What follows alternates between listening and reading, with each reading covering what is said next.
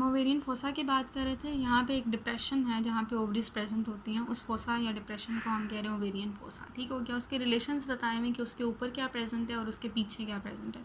उसके ऊपर external iliac vessel, this is common iliac artery, इसने बाइफरकेट किया, एक्सटर्नल है इलिक आर्टरी है और ये वेन है। ठीक है, तो आपके पास इसके ऊपर एक्सटर्नल इलिक वेसल्स प्रेजेंट है और इसके पीछे जो कि नज़र नहीं आ रहे प्रेजेंट होंगे इंटरनल इलिक वेसल्स। ठीक हो गया। नेक्स्ट हम आ जाते हैं पोजीशन ऑफ ओवरी पे। ओवरी की पोजीशन क्या होती है? ओवरी आपकी प्रेजेंट होती है, वेरिएबल उसकी पोजीशन चेंज होती रहती है।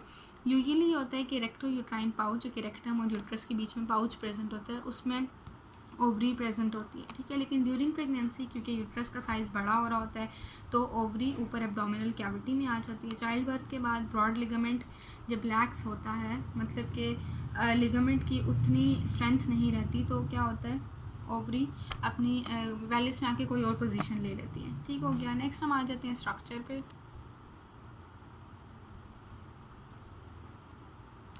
जिस तरह हमने कहा था कि टेस्टिस के सराउंडिंग पे एक कैप्सूल या क्लियर होती है जिसे हम कहते हैं ट्यूनिका एल्बुगिनिया, बिल्कुल इसी तरह यहाँ पे भी ट्यूनिका एल्बुगिनिया प्रेजेंट होती है। ठीक है, और उसके बाहर एक पेरिटोनियम की लेयर होती है जिसे हम कहते हैं जर्मिनल एपिथेलियम। इसको इन्होंने सरफेस एपिथेलियम कहा है। बेसिकली इसे सरफेस एपिथेलियम ही कहना चाहिए, जर्मिनल एपिथेलियम इसलिए नहीं कहना चाहिए क्योंकि इस एपिथेलियम से आपके ओवा नहीं बनते। ठीक है, ओवा basically arises from primordial germ cells जो कि एंडोडर्म से बनते हैं, वो हम एम्ब्रियो में डिस्कस करेंगे किस तरह बनते हैं। ठीक हो गया।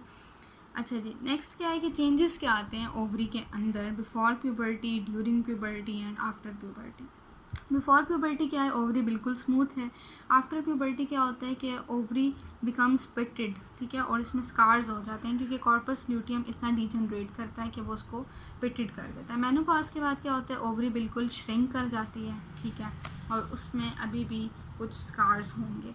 फंक्शन क्या है ओवरी का? वी नो दिस थिंग के ओवरीज का फंक्शन है उन्होंने मेच्योर ओवम को प्रोड्यूस करना है and also there are some hormones oestrogen and progesterone. ठीक हो गया। नेक्स्ट हम आ जाते हैं ब्लड सप्लाई पे। ब्लड सप्लाई ओवरीज को सप्लाई करती है ovarian artery, and ovarian artery is a branch of the abdominal aorta. L1 के लेवल पे एब्डोमिनल एओर्टा से एक ब्रांच निकलती है which is known as ovarian artery और जाके ओवरी को सप्लाई करती है। नेक्स्ट वेंस इसके ही कॉरस्पॉन्डिंग होगी। ठीक है, जिस तरह हमने टेस्टिस में क्या कहा था कि जो राइट टेस्टिकुलर वेन होती है वो ड्रेन डायरेक्टली करती है इन्फीरियर वेना कैवा में, लेफ्ट वाली रीनल में करती है, बिल्कुल इसी तरह।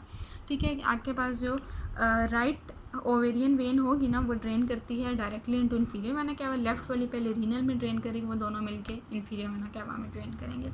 लिम्फेटिक ड्रेनेज होगी L1 के लेवल पे जो पैरा एओर्टिक नोड्स होते हैं। ठीक है, उसके बाद जो नर्व सप्लाई है that is from the aortic plexus. सही हो गया।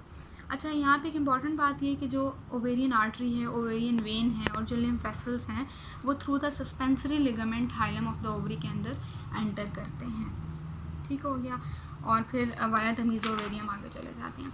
नेक्स्ट हम आ जाते हैं ओवरी के क्लिनिकल्स पे। तो ओवरी के हमारे पास क्लिनिकल हैं 3।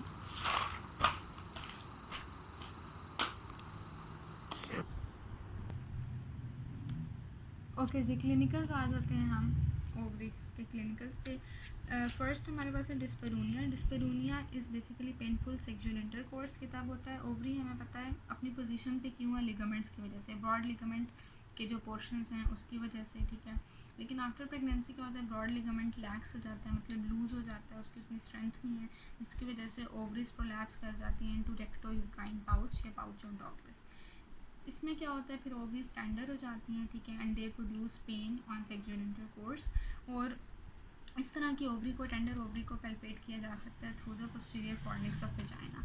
देन देयर आर सिस्ट जो कि बहुत कॉमन है, फॉलिकुलर सिस्ट और कॉर्पस ल्यूटियम सिस्ट। ठीक है, फॉलिकल्स के अंदर सिस्ट बन सकती है जो कि 0.6 इंचेस की होती हैं, कॉर्पस ल्यूटियम के अंदर भी बन सकती हैं 1.2 इंचेस की।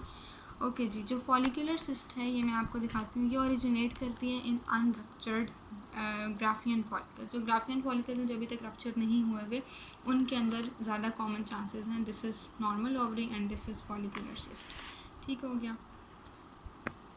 Next there is corpus luteum cyst. Corpus luteum cyst में क्या होता है कि फ्लूइड इनके अंदर, सिस्ट के अंदर रिटेन रहता है। कॉर्पस ल्यूटियम की इसकी वजह से फाइब्रोसिस मुश्किल हो जाती है और इनकी ये नॉर्मली 1.2 इंचेस की होती हैं। ठीक है, this is all about ovaries. Thank you.